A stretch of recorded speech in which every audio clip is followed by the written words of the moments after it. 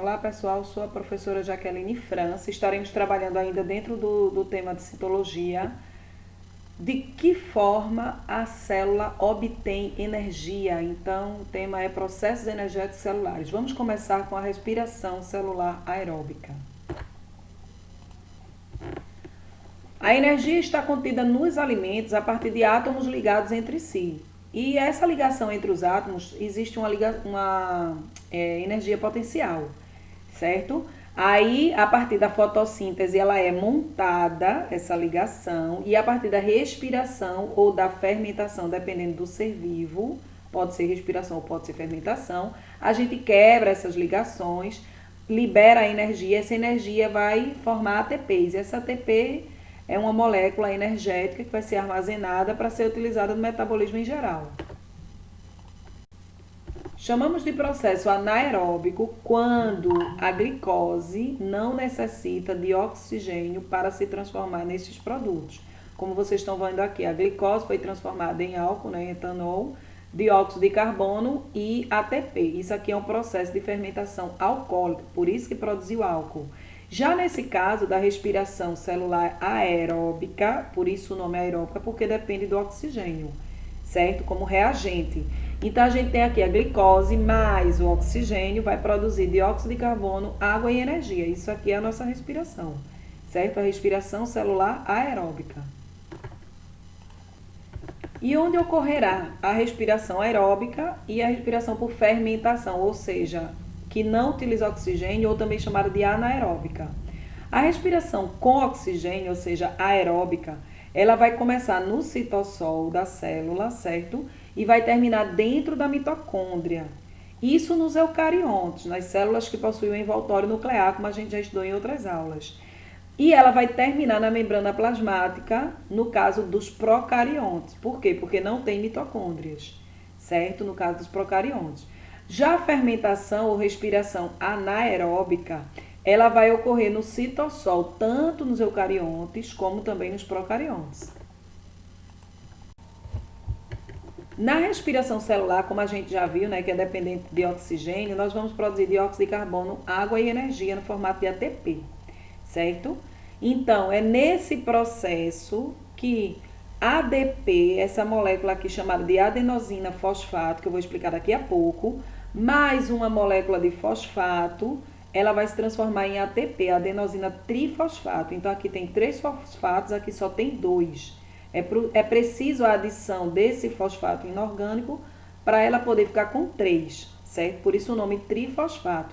Então, para se produzir essa energia aqui, esse ATP, é preciso passar por essas etapas de reagentes e de produção. Como vocês podem ver, essa é a adenosina, né, difosfato, 2 fosfatos, mais energia, a gente vai obter o que? Mais um fosfato. Então, ela vai ficar agora com 3 fosfatos. A adenosina trifosfato. Essa última ligação aqui, gente, é aquela que armazena uma quantidade de energia potencial muito grande. Então, a partir do momento que eu quebro esse P, quando eu preciso de um ATP, né, ela se transforma novamente em ADP. Então, um P é liberado, eu tenho energia para realizar meu metabolismo e ela volta a ser ADP. Nós já começamos aqui com um fundamento, certo, da respiração celular aeróbica.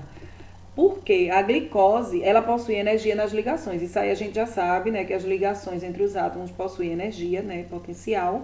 E ela vai oxidar. Quando ela oxidar, ela vai perder hidrogênios e elétrons. Então, todas as etapas, o nosso objetivo maior é recolher o máximo de hidrogênios ou elétrons para produzir ATP, certo? Quem é que faz esse processo? Enzimas, né? O que é que a gente estudou enquanto enzimas? Que são catalisadores de reações. E coenzimas também, né, que auxiliam, como é o NAD e o FAD.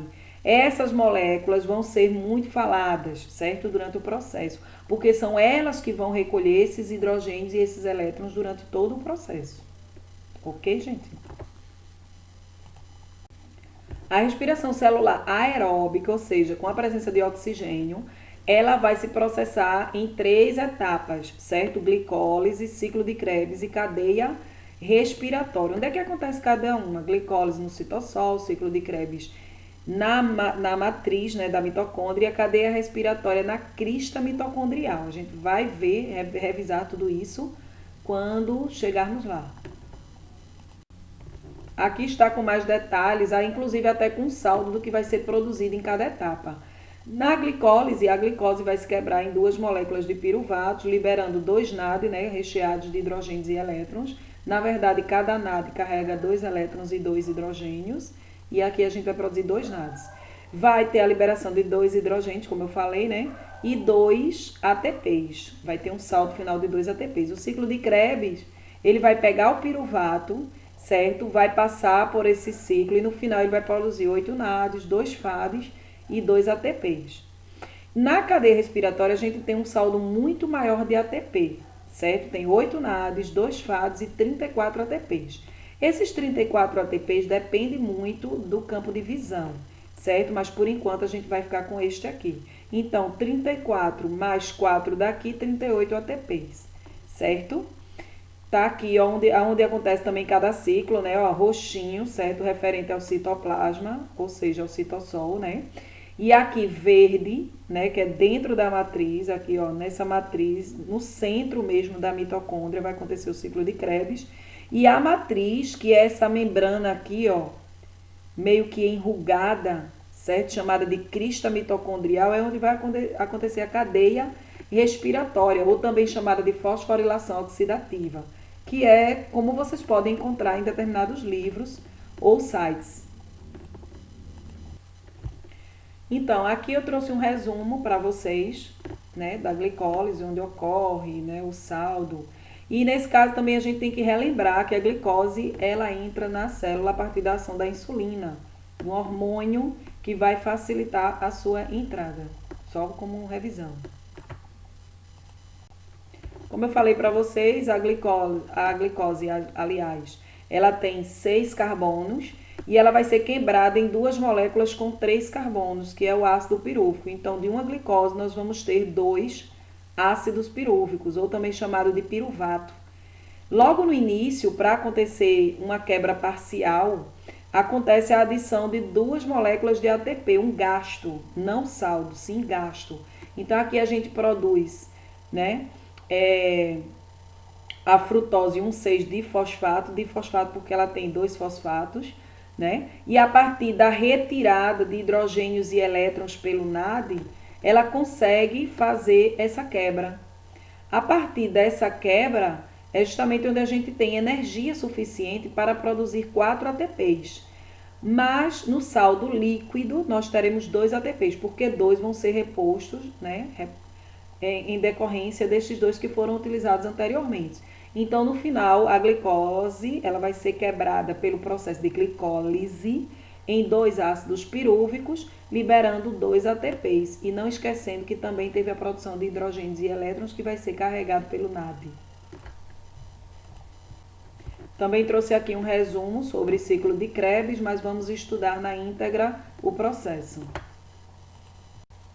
O ciclo de Krebs acontece na matriz mitocondrial, no centro mesmo da mitocôndria, que é responsável pela respiração celular e por conta disso, né, tanto do ciclo de Krebs quanto da cadeia respiratória. E o ácido pirúvico, que foi produzido lá na glicólise, ele vai entrar na mitocôndria, né, e lá vai ter enzimas que vão facilitar todo esse processo aqui, certo? Ela possui 3 carbonos, lembrando que cada glicose vai participar de 2 ciclos de Krebs. Por quê? Porque são produzidos 2 ácidos pirúvicos por unidade de glicose. Então, aqui é só um, certo? Vamos ver. 3 carbonos. Esses 3 carbonos, eles têm que ser separados e cada carbono desse vai ser produzido CO2. Gente, esse é o processo onde acontece a retirada de CO2, dióxido de carbono, que é aquele que nós eliminamos na nossa ventilação, que nós chamamos de respiração também, né? Ok? Então, aqui, logo de início, vai ser retirado hidrogênios e elétrons, que é importantíssimo para o último processo, certo? E vai entrar uma coenzima, chamada de coenzima A. Essa coenzima A, ela vai facilitar a retirada de um desses carbonos. Então, era 3 carbonos, menos um carbono para formar CO2, vai ficar 2 carbonos. Esses 2 carbonos eles são difíceis de serem separados. Então, o que é que a gente vai fazer? A gente vai juntar com uma molécula que contém 4 carbonos, que é o ácido oxalacético, e vamos formar uma molécula com 6. Ela agora vai ficar maior, e vai facilitar mais a saída de outro CO2, né? Então, ficando uma molécula com 5 carbonos. E assim a gente vai reduzindo. Nesse processo de redução, a gente está eliminando os carbonos, mas nós também estamos eliminando também hidrogênios e elétrons, que é importante para a produção de ATP, né, de energia no caso. Então, vamos retirar mais um carbono aqui, ó, como vocês estão vendo, né, mais uma produção de CO2, ficando apenas com 4 carbonos. E agora, tudo que a gente precisava está aqui, ó. Produção de hidrogênios e elétrons e a produção dos CO2, certo? Dos dióxidos de carbono. Ou seja, a gente já quebrou esses 3 que a gente precisava. Ficou apenas os 4, ó, os 4 da reação inicial, certo? Então, agora vai acontecer um processo para poder voltar essa substância aqui. Então, nesse processo ainda é produzido um FAD, que também é uma molécula que retira hidrogênios e elétrons, certo? A partir da adição de água é produzido também mais hidrogênios e elétrons, certo? Até chegar no ácido oxalacético, que foi a molécula que começou a reação. Beleza, gente? Esse é o ciclo de Krebs. Aqui nós temos o saldo final, certo? O saldo inicial, aliás, né? O que é que entra na reação. Menos esse CO2, eu tô achando muito estranho ter colocado esse CO2 aqui.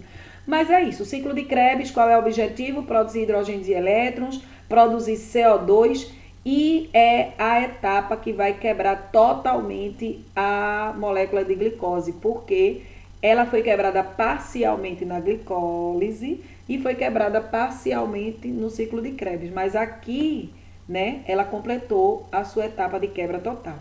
Ok, gente? Vamos lá. Não esquecendo que o saldo final do ciclo de Krebs, Krebs é o nome do cientista que descobriu este ciclo, que são 3 dióxido de carbono, 3 NADH, 3 FADH2 e um GTP. Eu esqueci de comentar no ciclo, um GTP também não está lá especificado, certo? Mas um GTP ele é produzido, isso aqui é uma guanosina trifosfato, equivale também a uma molécula energética, é igual a um ATP, certo? Mas como o saldo aqui é muito pouco, o que vai nos interessar mesmo são esses dois aqui, certo? A apreensão de hidrogênios e elétrons feitos para lá na cadeia respiratória a gente utilizar e produzir muitos ATPs, ok? Esses 3 CO2 que foram retirados de 3 carbonos, né, do piruvato, produzido lá na glicólise, certo? Para a gente liberar na nossa expiração. Temos aqui a matriz, a matriz da mitocôndria, isso aqui é a mitocôndria, a membrana dela, a outra membrana, que é aquela toda enrugadinha, chamada de crista mitocondrial, e aqui a matriz onde aconteceu o ciclo de Krebs. Pois é, a cadeia fosforilativa, ou cadeia respiratória, como queira chamar, vai acontecer exatamente nas proteínas que estão presentes, aderidas na crista mitocondrial, certo? Essas proteínas vão carregar os elétrons trazidos pelo NAD e pelo FAD, certo? Vão bombear hidrogênios entre elas e os hidrogênios vão ficar aqui, ó, no espaço entre uma membrana e outra. Logo após esses hidrogênios, eles são bombeados, certo? E quando ele é bombeado, essa proteína aqui, chamada de ATP sintetase ou ATP sintase, ela gira. Quando ela gira, aqui embaixo nós temos ADPs e fosfatos, certo? Esses ADPs e fosfatos, foi mostrado no início, né? Que eles vão se juntar formando ATPs. Então, é assim que funciona a bomba, certo? Ou cadeia, né? Produtora de ATPs, certo? Vamos ver outra imagem para melhor entender. Então, os reagentes aqui, né, nesse caso, a gente tem o NADH que vai chegando, o FADH2 também vai chegando, trazendo hidrogênios e elétrons. Então, eles doam os elétrons, né, para aquelas proteínas que estão lá na crista, se transformando novamente em NAD mais e FAD para ir buscar mais hidrogênios e elétrons em outros processos. O oxigênio, ele vai se misturar com os hidrogênios, que vão ser bombeados, né, pela ATP sintase, se transformando em água. Esse esquema geral, ele mostra as proteínas chamadas de citocromo, certo? Citocromo A, C, B, certo? E aqui a gente percebe o NAD e o FAD trazendo. O NAD, ele logo na primeira proteína, ele já descarrega seus hidrogênios e elétrons. O FAD só na segunda proteína, certo? Por isso que dizemos que o NAD ele é mais energético. Por quê? Porque como ele descarrega na primeira proteína, ele tem uma possibilidade de bombear uma quantidade de hidrogênios maior para cá, certo? Tendo em vista ele começar logo aqui da primeira proteína. Então, esses elétrons, eles vão saltando, certo? De uma proteína para outra, até se encontrar com oxigênio, que é chamado de aceptor final, tá vendo? Ele aceita lá no final. Então, aceptor final de elétrons. Quando ele resgata, certo? Os elétrons, ele puxa os hidrogênios. Então, os hidrogênios que estão bombeados, estão aqui nesse espaço intermembranar, eles vão ser puxados, atraídos pela ATP sintase e aqui vai acontecer a adição dos hidrogênios ao oxigênio, assim também como vai ter a produção de ATP. Vamos ver isso na íntegra. Eu coloco esses slides aqui apenas para que vocês acompanhem, certo? Enquanto anotação, ok? Aqui, por exemplo, a gente tem mais uma vez, né, ADP mais fosfato inorgânico que fica solto por lá, que vem da nossa alimentação, né? Aí temos uma enzima chamada ATP sintase, que é aquela proteína que gira, certo? Quando os hidrogênios passam por ela. E aí tem a produção de ATP, né, adenosina trifosfato. A isso nós chamamos de fosforilação oxidativa, né, porque tem a presença de oxigênio, ok? E fosforilação porque a gente está adicionando um fosfato inorgânico a um ADP, certo? A uma molécula de ATP para formar o ATP. Agora sim, nessa imagem que ela mostra, né, a chegada do NAD, ó, o FAD, como vocês estão vendo na segunda proteína, certo? Isso aqui também é uma proteína que ela circula pelo espaço da membrana plasmática, né, pelos fosfolipídios. Aqui é bombeado hidrogênio, os elétrons ficam e vão sendo bombeados de proteína até proteína, e aqui ela vai se encontrar com oxigênio. Como vocês estão vendo, nós temos oxigênio e aqui se encontra com os hidrogênios que estão sendo bombeados. Enquanto hidrogênio, eles são bombeados para o espaço intermembranar, né? Vamos imaginar uma mitocôndria. E aqui tem o interior da mitocôndria e aqui a face mais externa. Aqui a gente tem a membrana plasmática, certo? E aqui a gente tem a membrana interna, que é a chamada crista mitocondrial, certo? Essas proteínas são chamadas de citocromos e essa aqui de ATP sintase ou sintetase. Quando os hidrogênios são bombeados para cá, o oxigênio, que é fortemente eletronegativo, ele vai atrair esses hidrogênios. Quando os hidrogênios passam, eles se unem com o oxigênio, que é o aceptor final de elétrons, né? E ele vai formar água. A partir do momento que os hidrogênios passam, a ATP sintase gira e transforma ADP em ATP. Como é que ele se transforma? Junta o ADP com fosfato e transforma em ATP. Essa é a cadeia fosforilativa, ou cadeia também transportadora de elétrons, né, como a gente está vendo, ou também chamada de cadeia respiratória, pela produção máxima de ATP que vamos ter aqui. Esse é um esquema geral, né, das 3 etapas da respiração celular aeróbica. Aqui, ó, é como se fosse a célula, né, a membrana plasmática está representando a célula. Aqui é a mitocôndria, não é o núcleo, certo? Cuidado para não pensar que isso aqui é o núcleo. Não, a gente só está representando aqui a membrana plasmática, o citoplasma e a mitocôndria, só. Então, nesse caso, vai acontecer aqui no citoplasma, né, a glicólise, tá certo? O ácido pirúvico depois ele entra, vem para a matriz, acontece o ciclo de Krebs. E aí depois vai acontecer o quê? A cadeia respiratória aqui, ó, na crista mitocondrial, certo? Que é na segunda membrana, ou seja, na membrana mais interna. Então, vejam o saldo de ATP no final, certo? 34 ATPs, mas ATPs que foram poucos, né? Mas também foi produzido aqui no ciclo de Krebs e aqui na glicólise. A gente junta e tem um total de 38 ATPs. São moléculas que nós precisamos como energia para realizar o nosso metabolismo. Então é isso, pessoal. Isso é uma base, né? É importante que durante os vídeos vocês façam suas anotações. E também esse conteúdo, né, de respiração celular aeróbica, ele não é o único de metabolismo energético. Nós vamos ter outros vídeos falando sobre fermentação, fotossíntese, quimiossíntese também, certo? Mas esse, em especial, e fotossíntese, merecem uma atenção dobrada por conta da grande relevância que eles possuem no Enem. Pessoal, desejo bons estudos e uma boa revisão para vocês.